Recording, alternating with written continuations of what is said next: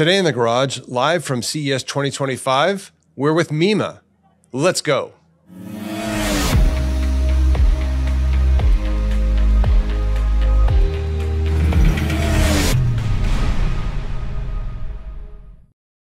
Welcome to the garage. I'm John Heinlein, Chief Marketing Officer with Sonatus. Today we're filming live at CES 2025 in Las Vegas.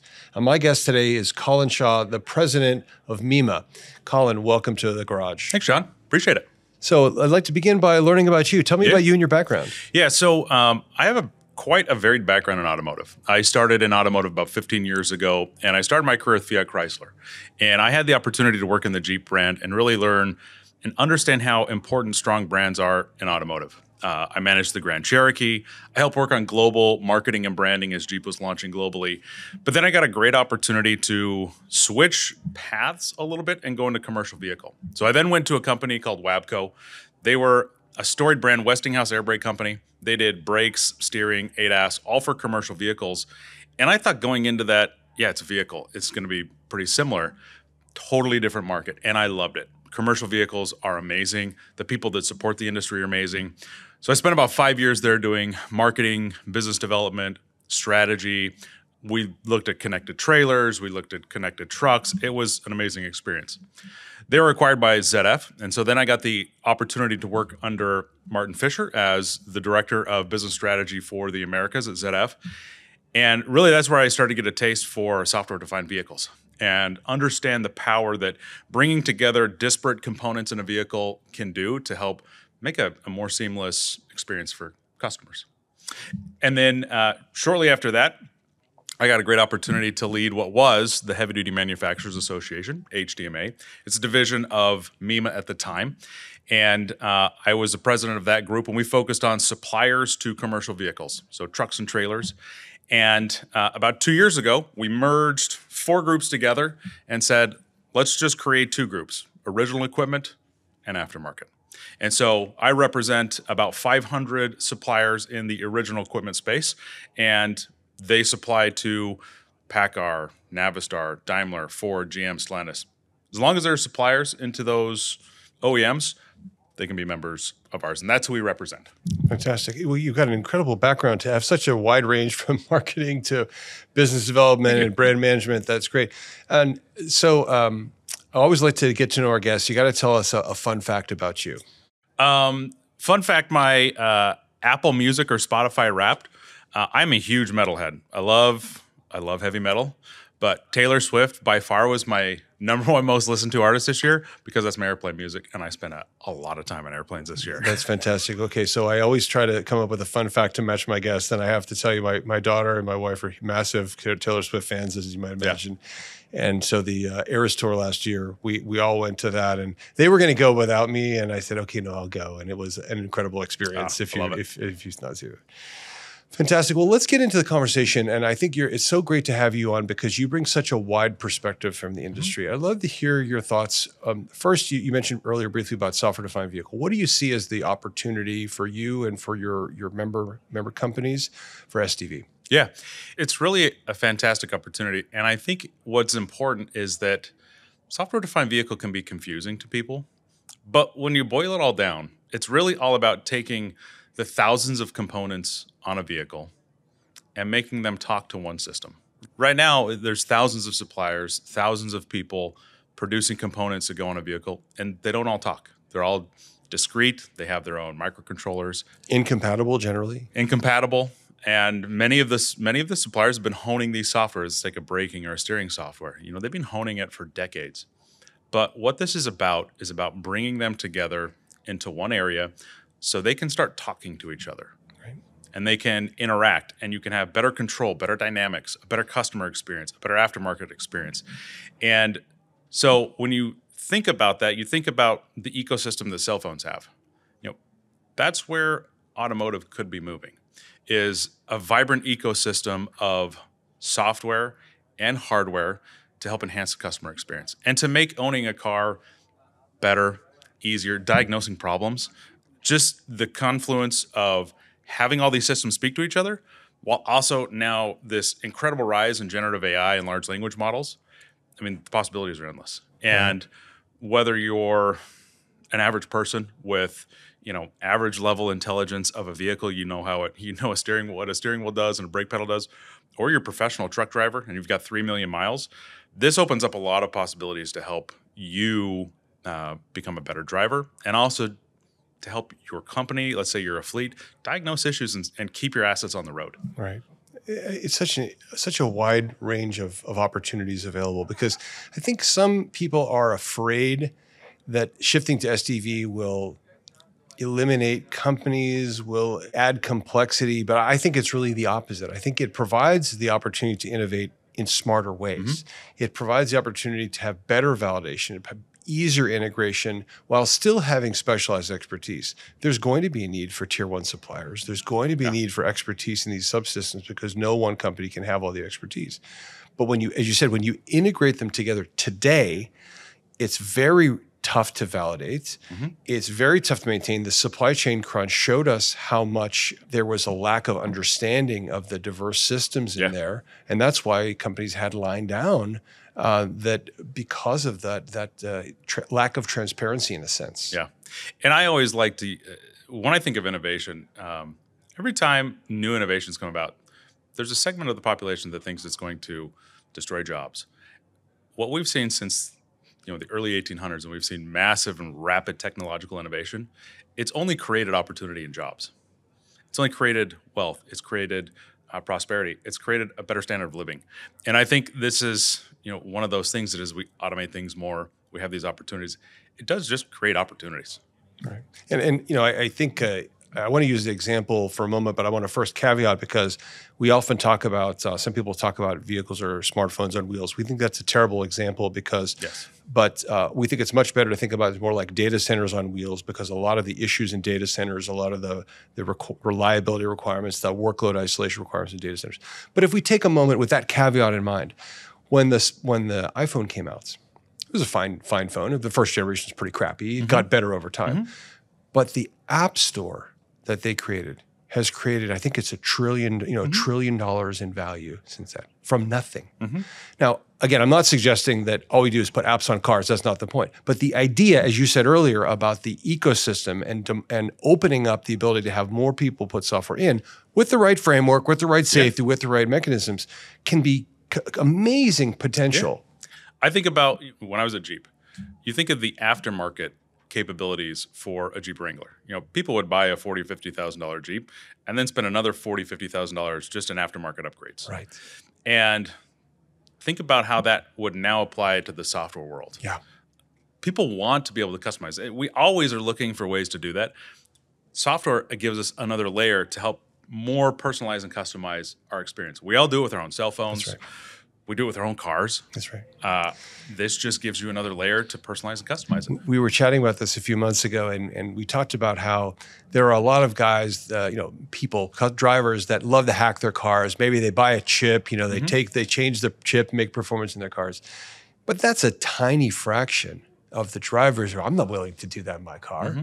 But if you had something, let's say something that was even sanctioned by the OEM, where you could have performance upgrades or customizations of various types, driving feel or whatever, people would be happy to pay for that. If they knew they were getting something that was OEM blessed, they don't have to rip their car apart, they don't have to worry their car is going to break and get out of warranty, they would be thrilled to pay for that. They would. I'm going to take a simple example. My car has an auto-off feature where the seat automatically scoots all the way back. But as my son gets older and he's grown like 6 inches, it crushes his knees. It would be great to just download a simple app for me to customize that on my own. Like just go back like 3 inches. Give me a little more space that way. That's what, It's such a simple example. It doesn't have to be complicated things. In fact, we were showing you a demonstration just outside the podcast studio here. We have our demonstration of our Automator product. We were just showing you an example of that, how easy it is with our Automator, which is our orchestration platform, to be able to do very simple customizations and complicated customizations without programming, without OTA updates. Very simple to do exactly what you just said. Yeah. We want to unlock that kind of capability for OEMs. Perfect. And what's great is that we can create layers of safety too. Yeah. Security is of the utmost importance. And with these advanced computing methods, you and create those layers of security so you're not going to mess with the braking system either. Yeah, it's very important. I didn't get to mention this to you before we started, but just in December, we received ASIL D Delta certification for our automator safety interlock, which now unlocks the ability to do those same kind of customizations during a drive, which is very, very powerful. So we appreciate those comments. You mentioned you were in a commercial vehicle space, and we've been working hard over the past year with commercial vehicles. We got this fantastic skid steer loader outside, which is this amazing vehicle that allows you to move, gravel and aggregate and so on like that. And I was showing you how the same kind of capabilities we have in our passenger vehicles can be applied to that vehicle as well. Talk to me about some of the opportunities in commercial vehicles and what do you think is possible? I think this is really the most exciting thing. It's never the most sexy thing, but what innovation does is it helps us to take away those things that are just mundane and redundant and helps us to focus on the important things. And I think what you get in the commercial vehicle market is drivers who are the best at what they do. I have to commend the drivers out there that drive professionally because they do help keep our roads safe. They're the best at what they do. And being able to take what's in their head and use that to help diagnose problems. Right. Maybe one of these professional drivers has a problem on their truck. A large language model for a fleet can take that into account, and it can help other drivers when they're diagnosing issues. That's right. They can more accurately describe what's happening in their vehicle when they're ready to go for service. And when you're dealing with an asset that if it's down for an hour, it could take 4 to 5 days to recover the cash lost on that. Absolutely. You need to be able to unlock what's in their head to keep that asset on the road. And I think we've just scratched the surface of what we can do in the commercial vehicle world because of how smart the fleets are, the drivers are. Oftentimes they know their products better than the suppliers and the OEMs. And being able to take that knowledge and use it for good and use it to help keep assets on the road and make us more efficient, that's what I'm most excited about. It's really a good point that the difference between passenger vehicles, of which we're in production today, 3 million vehicles is no slouch, that's great. But the difference between passenger vehicles and commercial vehicles is a revenue generating device. Passenger vehicles are important. Driver cares. You want to get your vehicle to be reliable. Yep. But a commercial vehicle basically prints money as it runs. And so the ability to do fleet diagnostics, the ability to do analytics about vehicle data is a completely different value proposition and very a great ROI for everyone involved. Yeah, and I think, you look at large language models and you apply that to, let's say you've got a 1,000 fleet vehicle, and you can apply some of those learnings to the diagnostics on your entire fleet. You start having one thing go wrong on a vehicle, the AI or algorithms can take over and say, hey, we're going to look for this problem throughout the entire fleet. Or maybe we've got some weather systems in certain areas. It really unlocks a lot of ability to keep assets on the road. And trucking it's a very low margin business. It's built on volume. So you've got to do everything you can to keep that truck on the road. That's right. The loss of productivity of just an hour or a day of downtime is staggering. It pays for all these innovations 10 times over. We had a chance to show you earlier our demonstrations on AI, our AI technician builders, very much similar to what you're saying, where using large language models, using big data, you can not only provide analytics of one vehicle, but as you very wisely say, you can then take the learning from that one vehicle, and when you see a pattern, extend it to other vehicles, and then using some of our other tools, then look for those problems to see if they're pervasive or just a one or two vehicles. Very powerful stuff. So AI is a huge focus for us in 2025. We've got some fantastic things we're showing, and we're looking forward to rolling out more in the year. So I'm so excited to hear that you're interested in it as well. Do you feel like do you speak for your members in the sense that they're interested in this as well, or are they hesitant? I think it's a mixture. Yeah. With such a radical change in vehicle architecture between EVs, software, safety, autonomy, understandably there's nervousness in the system. How does, the secret sauce of many components is two pieces. It's the component itself, and if it's an actuation component like a braking system or a steering system, that's really important. But it's also the software behind it. The software to brake an 80,000 pound truck that one day could be 20,000 pounds and another day could be 80,000 pounds is really intense. And protecting that secret sauce is really important. So I think that's a legitimate area of concern, that if my software now does not live on the part I create and it lives in this centralized unit, where does my value come from? Well, and how do you protect ownership? Yeah, and these are, I mean, that's something which is an understandable concern. Once again, these are examples of solved problems. I mean, there are proprietary algorithms, for example, media players and so on like that. There are many proprietary that exist today in the cloud. You use, I use, that are nonetheless protected. So I think we need to bring those same kind of innovations so people can be confident that their models can be protected and they can still get compensated. And I think, the suppliers that embrace this, that think, hey, I have got this piece of software that doesn't need to live just on this one thing I do, but I can proliferate it. I mean, that's powerful. The upside potential is there. You think about ADAS software.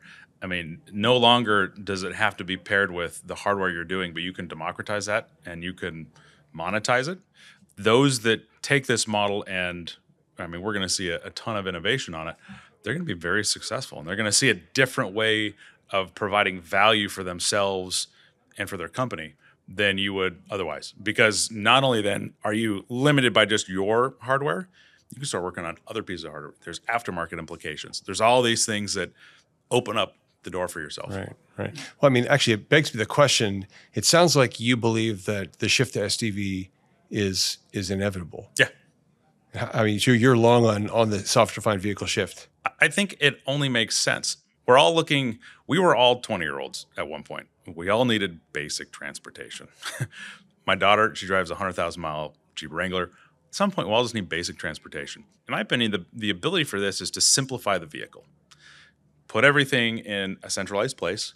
Right now there are hundreds of microprocessors and controllers on a vehicle. That's not very efficient. It's not. So the ability to centralize things. Ideally, in an ideal world, an electric vehicle has less moving parts as well. And so as we think about trying to provide affordable transportation, because that's something that is really important, and I think sometimes we forget that when we come to these shows and we see all this fantastic technology is, we also just kind of need a basic car sometimes.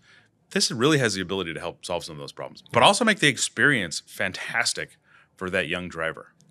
And so I see a world of possibilities here. And I think that's a good observation, because today I think there's the perception, and to some extent today it's true, that SDVs tend to be in the higher end models because there's a glitzier tech and all that. But the reality is that the cost savings and the simplification of SDVs can also benefit the low end vehicle as well, once you've kind of crossed the Rubicon into the new architectures that enable this. Exactly. In a similar way, and you mentioned EVs, the shift to EVs, and I understand that there's a lot of different thinking, about are EVs beneficial, are they not, are they ready, are they not, and there's no single right answer or wrong answer about that. But what EVs have shown, similar to what these other things like smartphones and other things, what EVs have shown is, look what's possible. They're so much simpler. And so to some extent, of course, if we're sticking on ICE engines, of course, there's going to be additional complexity, and that's fine. But one can still take some of the learnings from the simplification, from the consolidation, to say, why am I making things complicated unnecessarily? And then, yes, there'll be a shift to EV, and sooner or later we can see where then you get additional mechanical simplifications. But the technical simplifications can begin earlier. Yeah, and you have to think, like, our industry came about developing a body, a chassis, electrical, when none of these as silos. As silos, and none of these ways to communicate existed back then. For sure. And so everybody just that's just how you develop cars. Yeah. And that's how car companies are organized. But now software it's the great equalizer. Yeah. I kind of look at it like Taco Bell. Everybody loves Taco Bell. Yeah. It's a great equalizer. So is software. Everybody loves software. Yeah. It helps simplify things. Yeah. And I think you can't know. This is the most important thing to me, maybe at the end of the day, is you don't know how you will want to use these systems. You don't know the kind of algorithms that will come. You need to anticipate this. We often say, well, you need to anticipate the algorithms you don't know about and the use cases you don't know about, not just be efficient for the ones you want. And I think those companies that do will do better. We're in a time when there's a lot of cost pressure right now. There's some challenges in the industry in certain sectors, and that's real, and that'll go. But the reality is, if you look back at the last recession, 2008 or thereabouts, and the prior one, those companies that invested in the future are the ones that skyrocketed out the other side. And so we as an industry, can either retrench and say, I got to hunker down, I got to save costs, I got to stop innovation, which is the natural thing to do, or we have to say, I have to bite the bullet and look for how do I be more efficient, because I know that's going to make me a winner at the end of this. Absolutely. And that's, I think, the next step is how to deploy these efficiently in your operations. Yeah. That's a question I get. That's probably a topic and story for another day. Maybe that'll be our next, when you visit us the next time. Yeah. I've really enjoyed this conversation. Thank you so much. Thank you for visiting us at CES, and I hope to see you at future events. And thank you for bringing your ideas to us. Absolutely. Thank you. If you like what you're seeing, please like and subscribe to see more episodes like this, both live from CES 2025 and back at our home studio. We look forward to seeing you again very soon.